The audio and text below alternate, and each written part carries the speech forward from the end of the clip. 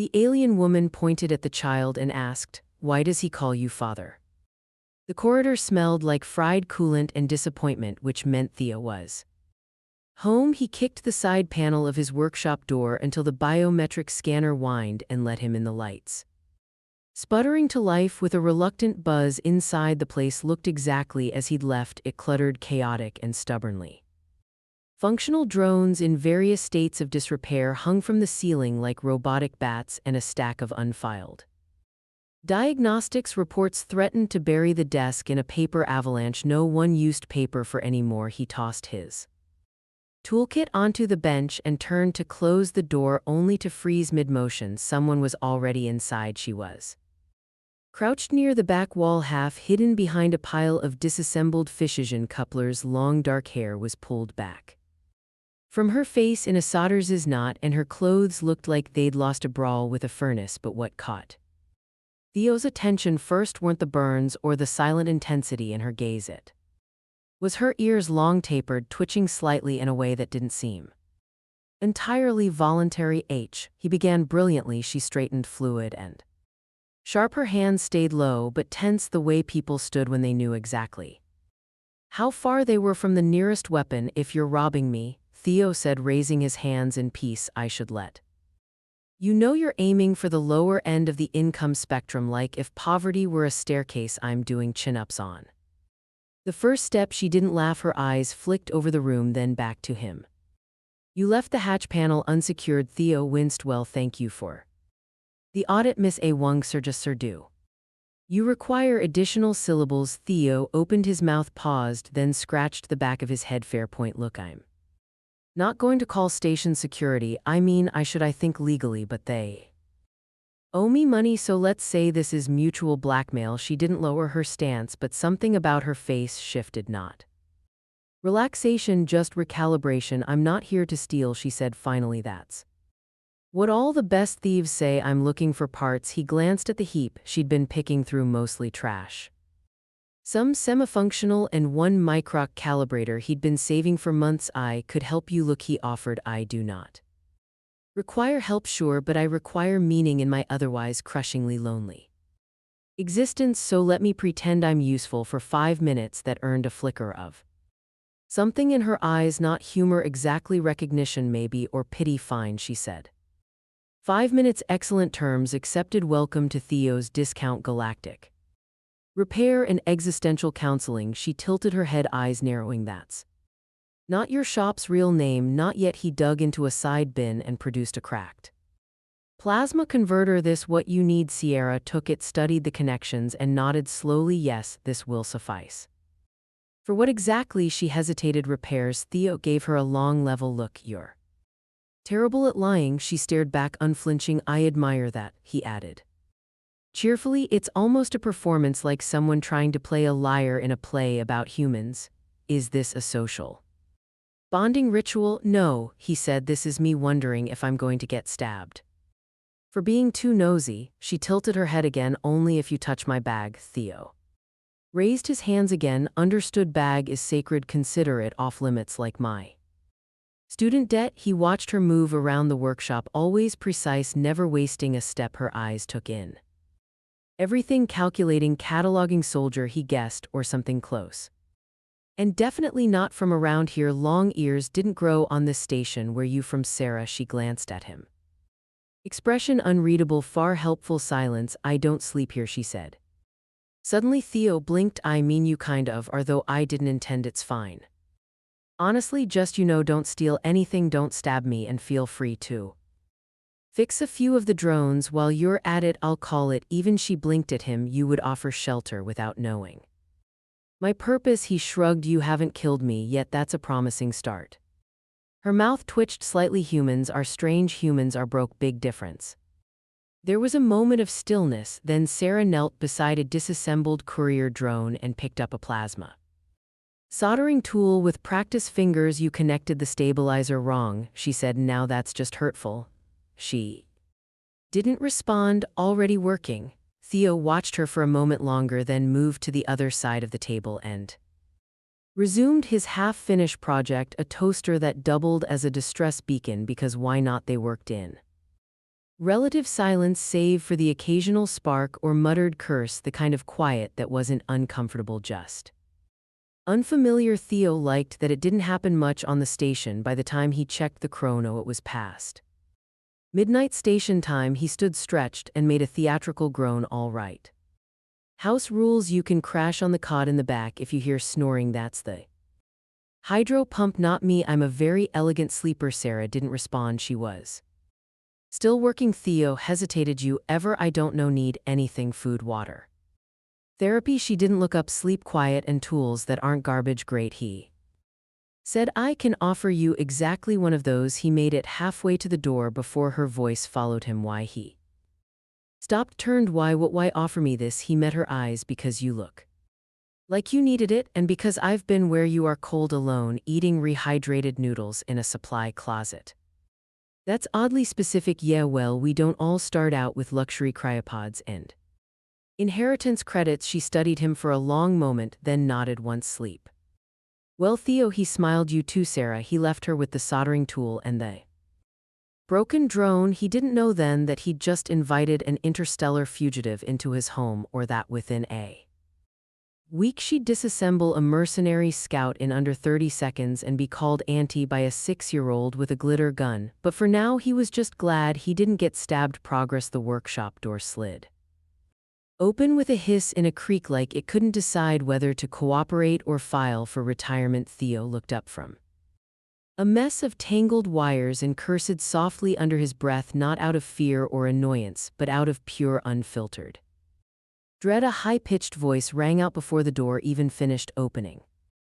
Dad. A small missile of limbs and laughter hurled itself into the room and collided with Theo's midsection. He staggered backward, caught off guard, and let out a dramatic oof that was only half playful. Mina, careful, I've got open plasma lines in here, he said, already knowing it was a lost cause. She pulled back just enough to peer up at him, her wide eyes glowing with innocent defiance. But you said I could come today. You promised, and I brought Max Pickle. She held up a battered stuffed creature of uncertain species, half tentacle, half bunny, and 100% a choking hazard. Theo glanced toward the back of the workshop, where Sarah was crouched, arms deep in the guts of a courier drone. Her head lifted slowly, eyes narrowing at the interruption, or maybe at the child, or maybe just the concept of volume. This is the child, she said, as if identifying a wild specimen. Mina turned to her with the radiant self-assurance of someone who had never once met a stranger, only friends in progress. Hi.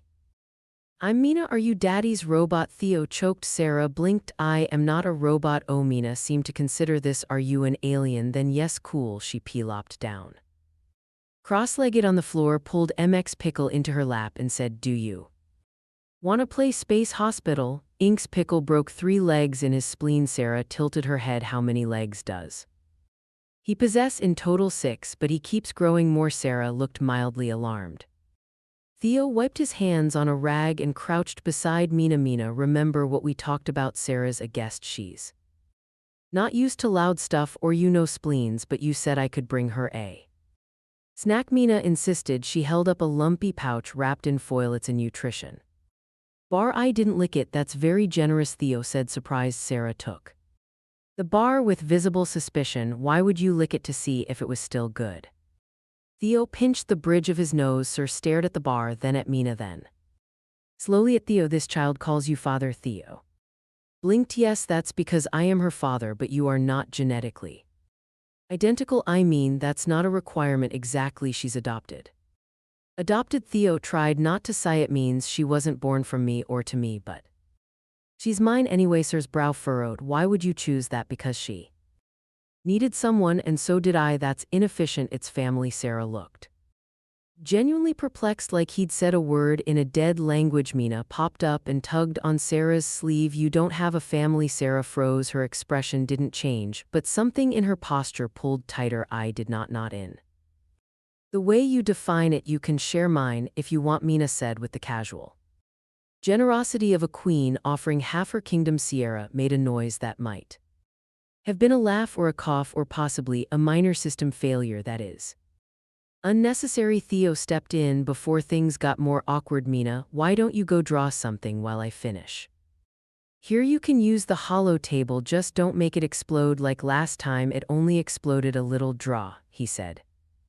Giving her a gentle nudge, she scampered off humming a song with no consistent rhythm or melody. Sarah turned back to her drone, but her movements were slower now, like her thoughts had tangled her up.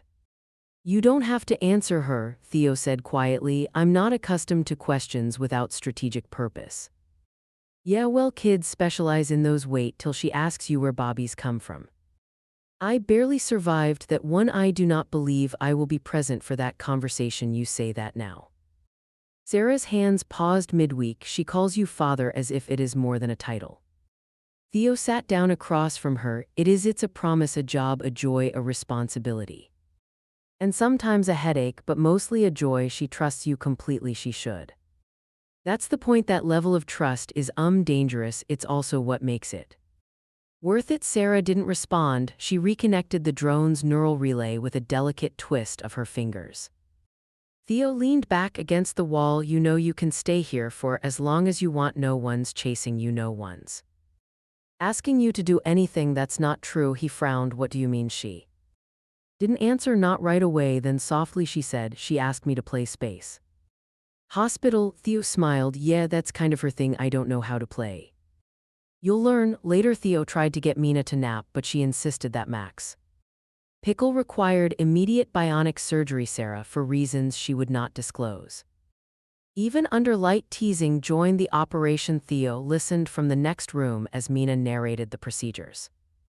With medical jargon she absolutely made up, and Sarah corrected her with actual anatomical precision that raised several flags. He found them both cross-legged on the floor, surrounded by bandages made from spare cloth and a single glowing data chip that had somehow become MX Pickle's new heart. Mina was beaming. Sir looked confused, but no longer tense. I declare you space surgeon second class, Mina said grandly. I accept, Sierra replied solemnly, holding up the chip. But I must warn you, my patient may now contain classified information. Mina gasped. Max Pickle is a spy that is classified. Theo chuckled as he leaned against the doorway. You're going to be just fine here, Sierra. She looked up at him, then back at the child who was already prepping for another emergency. I don't understand this place, she said. You don't have to just be in it. She said nothing more, but she didn't leave. That for now was more than enough. A low beeping sound woke Theo before the coffee did, which was a terrible sign. He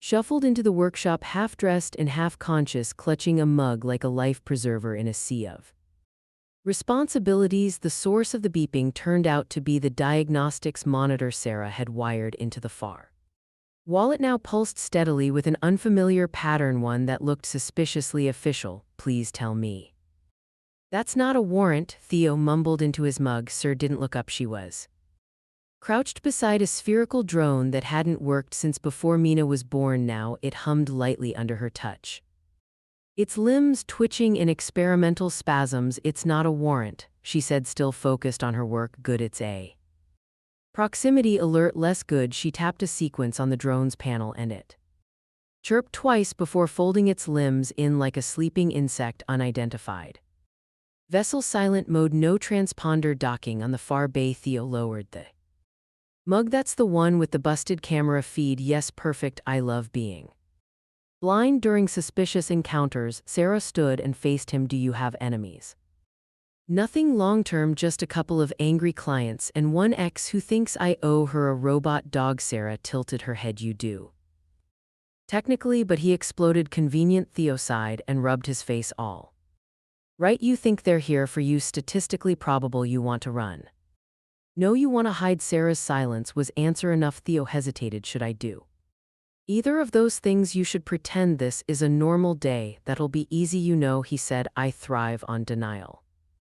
Mina burst in through the side door, already wearing her space pajamas and dragging Max Pickle by one ear. Can we go to the market today? I want to find more glitter modules for Pickle's eyes. Theo opened his mouth to say probably not, but Sarah beat him to it. Yes, she said. Theo blinked. Wait, what? It's better if we are visible, routine, predictable, because Routine things don't explode statistically, Mina jumped up and down. Yay space popsicles. Theo took a long sip of coffee. We're definitely all going to die. The market was its usual mess of color, noise, and confusing smells. Vendors shouted over one another in at least 4 languages. Holographic ads hovered in midair promising everything from nutrient gummies to off-brand memory enhancers that probably fried your cortex. Theo kept one hand on Mina's shoulder and the other in his pocket, fingers curled around a discreet shock pulse emitter just in case Sir walked slightly behind them, her posture casual but eyes never still. She wore a borrowed jacket, one of Theo's, which meant it was too wide at the shoulders and hung strangely off her frame. Her ears twitched beneath a hood that didn't quite hide them, but no one paid much attention. People on this station were used to oddities they just didn't expect them to stare back. With military precision, Mina tugged on Sarah's sleeve and pointed at a stall covered in glowing fabrics. Look at sparkle weave. If you shine a light on it, it sings. Sarah raised an eyebrow. That seems inefficient. It's beautiful, Mina said matter-of-factly. They moved on. Theo occasionally asked about things they didn't need just to keep the vendors distracted. He caught sight of Sierra intercepting a pickpocket without a word, just a subtle shift in posture that made the kid vanish into the crowd. You do that a lot? Theo asked when they reached a quieter corner of the bazaar. Do what? Scan everyone like they're potential hostiles. They are charming. You ever think about relaxing? I don't understand the parameters of that request. Mina skipped ahead toward a sweets cart. Sarah watched her like a hawk might watch a wayward feather in a hurricane. Theo sighed. Look, if someone is after you, maybe you should just tell me. I'm not saying I'll be helpful, but at least I can look panicked in the correct direction. Sarah looked away. It's not that simple, she said. It never is. There not just looking for me. He waited there looking for a traitor, a deserter, a symbol. Theo whistled softly. That's a lot of hats. I didn't ask for them. They rarely come with instructions either. Mina returned with a stick of something neon and probably illegal. She offered Sarah a bite. Sarah stared at it like it might explode. What is it? She asked. Purple. Try it. Sarah took the smallest possible bite. Her eyebrows rose a fraction. It is purple. Told you, Mina said proudly. They started back toward the workshop, bags in hand. Sierra walked more quietly now, her eyes distant. You miss your people? Theo asked, keeping his voice low. I miss what I thought they were. That's a rough one. I believed in something once. I gave everything to it, then I learned it wasn't real. Theo nodded. I used to believe in a universal warranty policy, then my air fryer broke. She gave him a puzzled look. Point is, he added, finding out you've been lied to hurts. Makes it hard to trust again, but people can surprise you, usually when you least expect it. They arrive back at the workshop. The door opened smoothly this time. Theo made a mental note to celebrate small victories. Sarah paused at the threshold. Thank you for today. You can thank me by explaining how you fixed the comms drone. That thing hasn't worked since I spilled noodles in the housing. She allowed a small smile. You use conductive sauce. It was spicy teriyaki. It had bite. She shook her head and stepped inside. That night, after Mina was asleep and the station lights dimmed for faux night cycle, Theo found Sierra sitting at the diagnostics console. She was staring at a data file he hadn't seen before, encrypted, military grade, and pulsing with energy signatures he couldn't identify. You sure you want to open that? He asked softly. No, she said.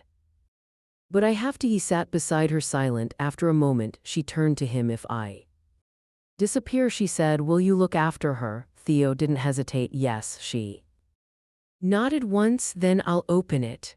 The file unfolded like a blooming virus, silent, elegant, and absolutely unwelcome. As lines of alien glyphs slid across the screen in rhythmic pulses, Theo stared at them as if squinting hard enough might magically trigger a subtitle feature. He'd seen ancient language packs before, but this wasn't any dialect stored in his system. This looked alive. Sarah didn't flinch. Her fingers moved fast, isolating data strings, neutralizing embedded traps and sidestepping the blinking icons Theo was reasonably sure were digital landmines. Every now and Then she muttered a phrase under her breath that translated roughly into, "Why is everything encrypted like a riddle?" Designed by a paranoid poet, Theo leaned closer. "That symbol just turned red. Is that good or bad? It's a family crest," Sarah said without looking away. "Mine, and it's locked like locked.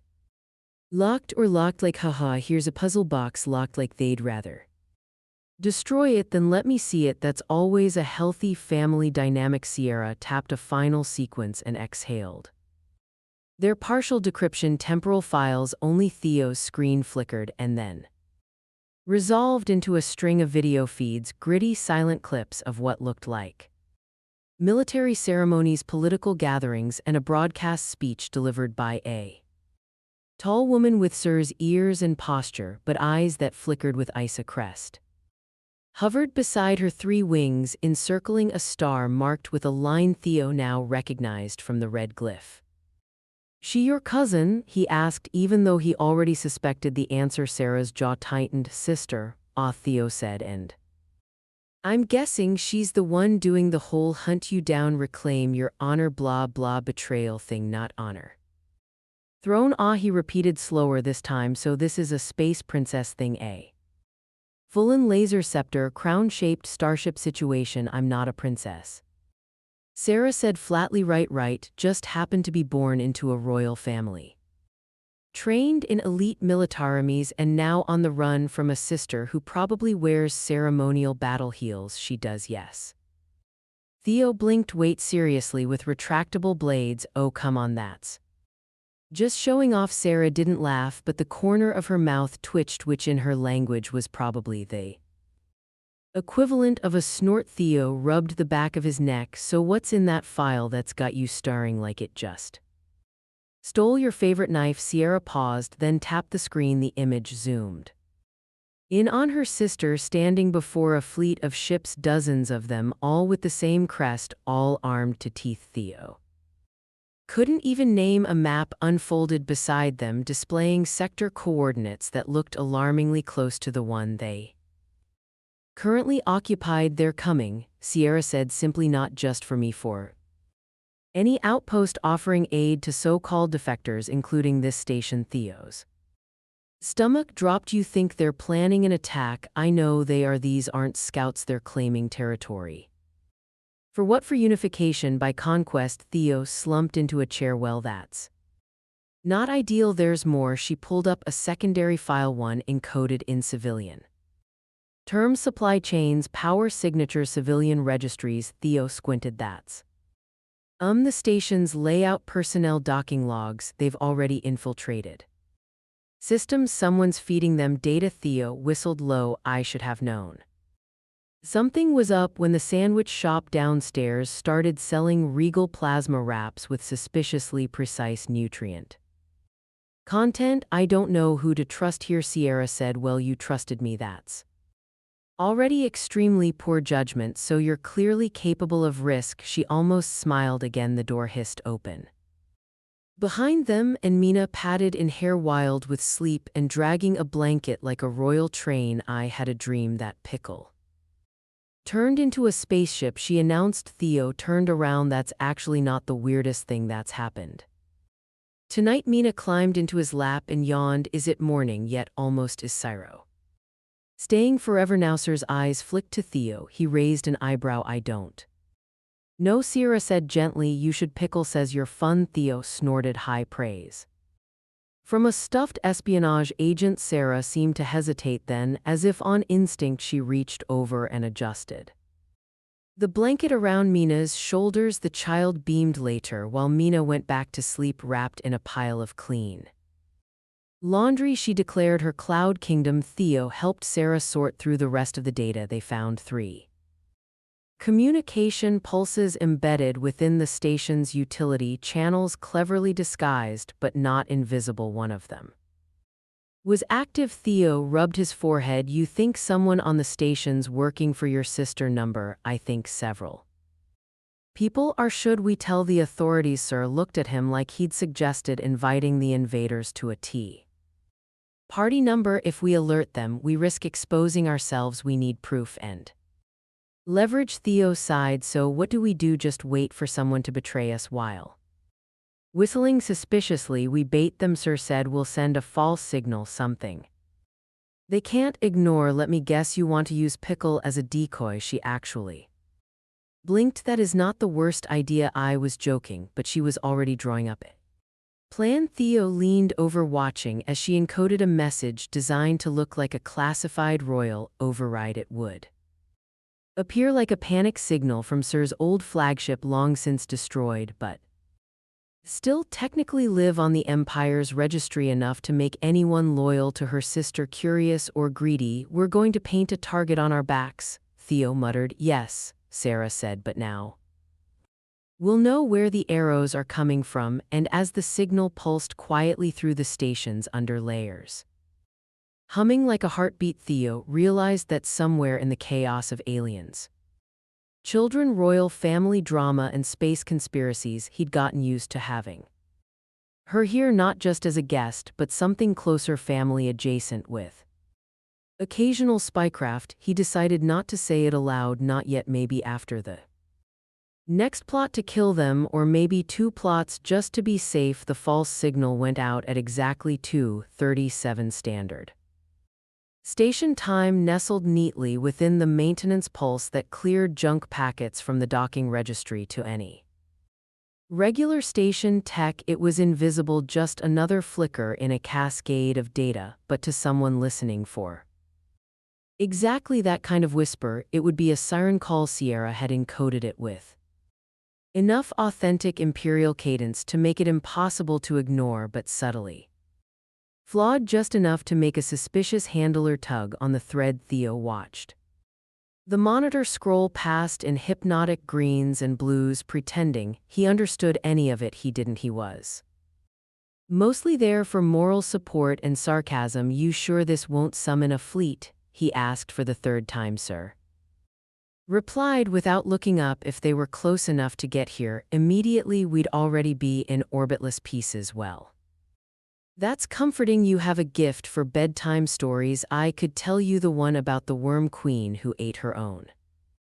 planet. Still better than the one about my tax audit. Mina came stumbling into the room wearing a helmet that was definitely not hers. It was way too large and, by Theo's estimation, stolen from the box of broken surplus parts meant for scrap. I'm the command captain, she announced, the helmet slipping over her eyes. Theo glanced over. Of what the Galactic Bedtime Enforcement Squad know, she said seriously. Of Pickle 1, our secret spy ship. We're on a mission. Sarah tilted her head. What is the objective? Mina whispered. Collect all the jelly cubes before they go sentient. Reasonable, Sierra replied. The plan, such as it was, came to life in fragments. Sierra embedded a tracker in a dumbicom crystal, wrapped it in what looked like a transmission override key, and set it gently in a magnetic crate marked reactor polish unstable. It was technically not a lie. The polish was reactive and came in a suspiciously flammable paste. Theo made a mental note not to let Mina play near it. The crate would be placed in one of the public lockers near the bazaar, a place with enough foot traffic to seem random, but just enough surveillance dead zones to attract attention from someone wanting to operate in the shadows. Theo took the crate himself. Sir offered to go, but he said he knew the station's rhythms better and could look convincingly inept if questioned. He also had a way of blending into the background of chaos like wallpaper on a loud ship. He chose locker number 57 mostly because its door stuck and had a rust pattern shaped like a cat. He figured if he was going to potentially blow up, it might as well be beside something whimsical. Back at the workshop, Sarah had tapped into the locker zone's low-band passive sensor grid. It wasn't perfect. It was usually used for lost luggage pings, but with a few unauthorized modifications and what might have been the recycling chip from an old espresso unit. She could track who opened which locker and when they waited. Nothing happened for the first hour. Theo played cards against a particularly judgmental maintenance droid. Sierra sat Silently at the console watching signals scroll by Mina built a fortress out of spare parts and declared it a sovereign nation. 2 hours in the locker pinged someone had opened it then closed it.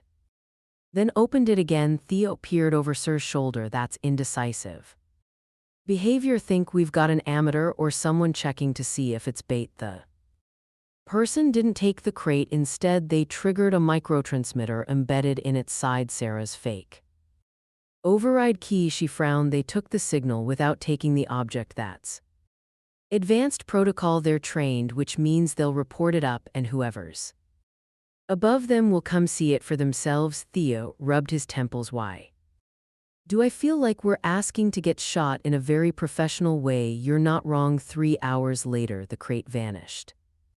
Not opened again, just gone. The entire locker pinged offline. Sarah leaned closer. That's not local work, that's Imperial tech cloaking field with spatial compression. They didn't want to trail. Theo exhaled. So they bought it. Mina popped up from behind her fortress. Are we winning? Theo grinned at her, undetermined. Could be victory, could be doom. 50-50 really. Sierra spent the next few hours tracking energy spikes along back channels and narrowing the list of suspects. The station had over 400,000 residents, including temporary visitors, smugglers, and at least one man who claimed to be a time-traveling sandwich artist, narrowing that down to a dozen potential Imperial informants. Was impressive. You sure? Theo asked, scrolling through the list. Yes, they've all accessed restricted energy feeds in the last 5 cycles, and at least 2 of them don't sleep, which is abnormal even for station junkies. Theo pointed to one name. Luco works in waste reclamation. Quiet guy, smells like socks and burnt hydrogen. He's pinged the internal nav grid 3 times this week, Sir said, for zones outside his route.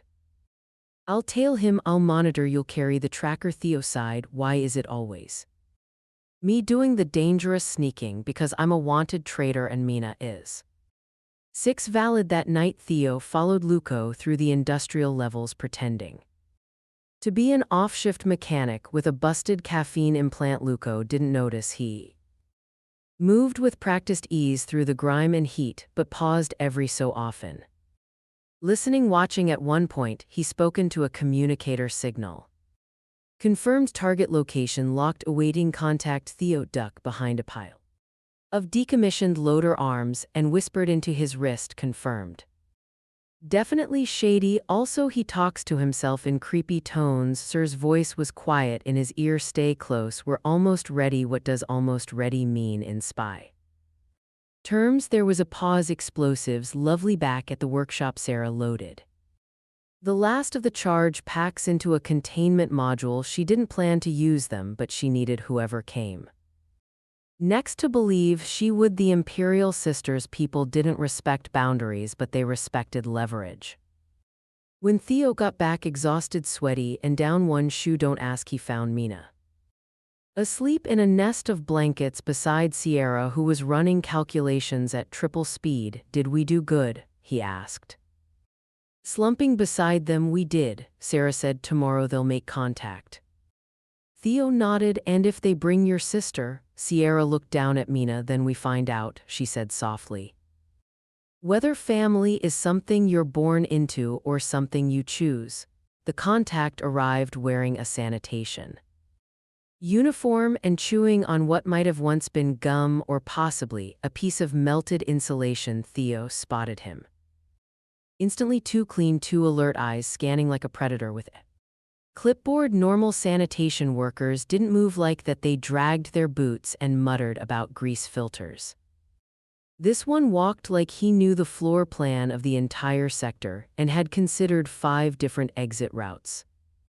Before turning the corner, Theo gave him a friendly nod. Hey, level 12, right? I used to clean bow waste out there. You ever scrub a Bethon larva nest off a heating coil? That stuff sticks worse than politics. The man didn't laugh. His eyes flicked toward the maintenance bay where the crate had vanished 2 nights before. He tapped a calm device hidden in his glove and kept walking. Friendly guy.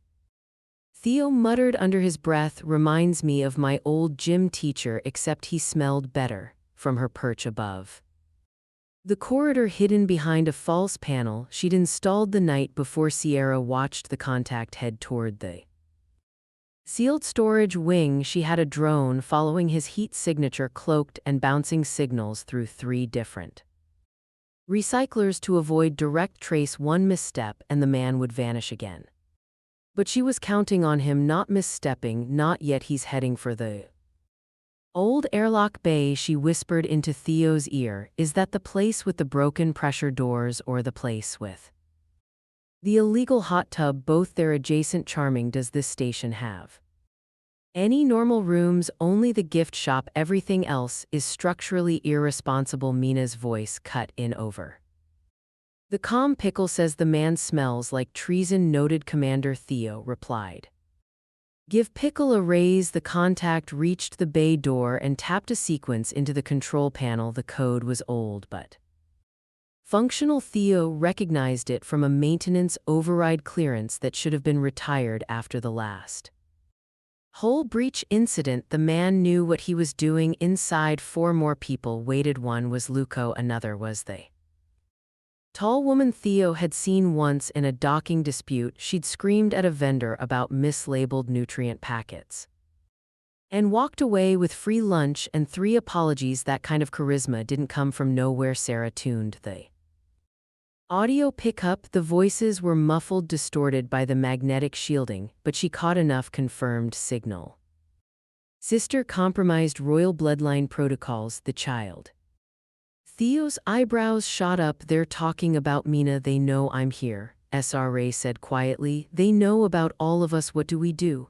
Sierra didn't answer for a long time. We show them we're not afraid. She dropped from the panel and stepped into the corridor without cloaking, weapon holstered but ready. Theo swore and scrambled after her, nearly tripping over a maintenance droid that beeped in a fence when she entered the bay. Every head turned. The silence rang sharp. I figured, she said calmly, if you were going to plot something dramatic, you'd at least invite me. Luco stiffened. The tall woman stepped forward. Her uniform looked civilian, but the way she stood screamed command. You shouldn't be here, she said. You're a liability. I'm the reason you're still alive, Sierra replied. The woman narrowed her eyes. Your sister wants you detained. Yes, Sierra said. She always was good.